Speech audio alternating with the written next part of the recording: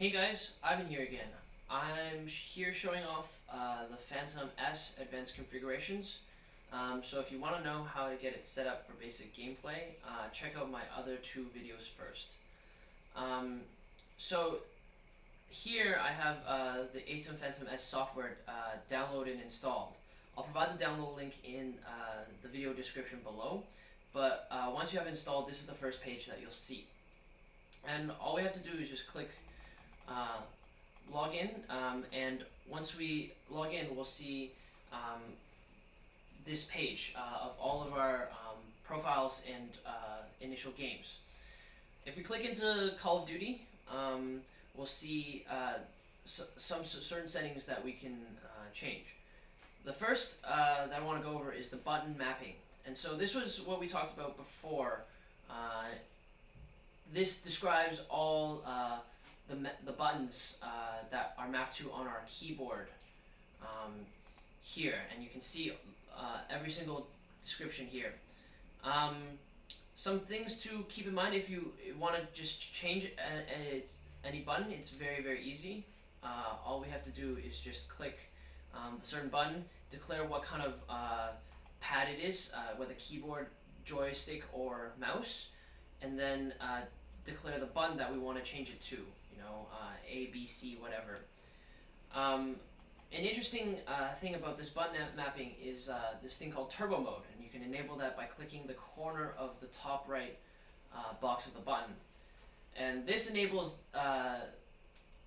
this button to go faster and occur multiple times with just one click of the key. So as you can see, the more bullets you have, the faster it will go.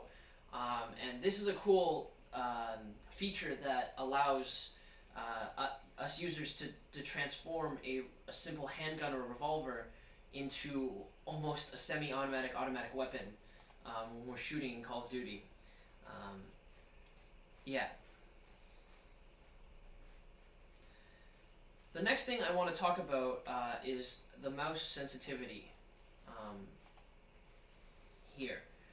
And this describes, again, what we've talked about a little bit before, but this is here in the mode. What we have to do is we can shift the sensitivity of the mouse in the XY directions as like this, and we can adjust the velocity curves on the mouse as well. So when we're moving in small increments on the mouse, we want to be able to aim well, and so we want the mouse to move slower. But when we're moving fast and turning, we want the mouse to move faster. And so for an amateur gamer like me, I'd want the curve to look something like this first, just when you're starting off. And you can adjust the points on the graph as you want. You can look at the manual to see what kind of how to adjust the curve to tailor your needs. But this helps you a lot to control the mouse. Another thing I want to talk about is the dead zone sensitivity. And so a dead zone on the controller is basically the area in which you move the joystick, the little area when you're just kind of toggling the joystick that doesn't have any results on the screen. And so this is how you control that here. As you can see, there's certain axes, and you can just control how large you want your dead zone to be, essentially. You can drag and drop, or you can click the buttons here, and you can declare the shape of the dead zone based on your needs and the game itself. And then you click OK to save. One thing I did want to mention is that this is for both aim look and aim down sight. So when you're in the scope and when you're normally aiming. If you want to have these different, it's as simple as a toggle button. And here you can control the bottom is you set the scope settings, and in the same manner. One thing to keep in mind is the aim down sight launch button. Um, this button has to be the same as the mapping in your console, otherwise these configurations won't launch when you're playing the game. Okay, also wanted to talk about macros.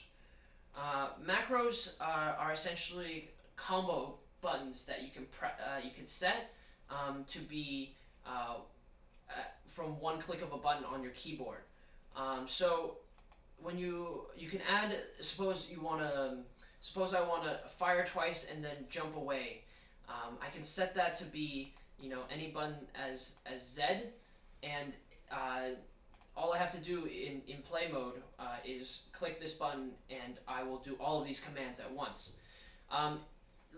Looking a little bit more precise, if you wanna have two buttons pressed at the same time, you can just go in between two buttons and click either the add, or if you want them sequential as they are in default, look for the arrow sign.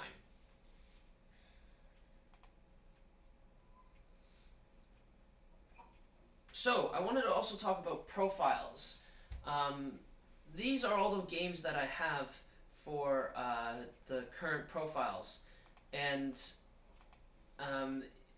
what's really cool about this is that you can share these with your friends, and you can import and export these mappings to friends and from friends, and you can share these settings and experiment with new ones.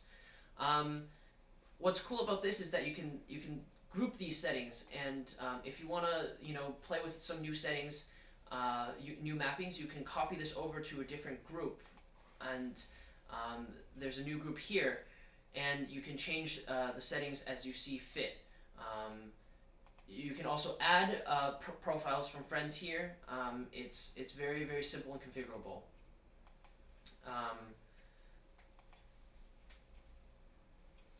So that's all for advanced configuration. If you have any questions, feel free to leave them down below in the comments page. In the next video, I'm going to show you the whole setup and how to get playing with these advanced configurations.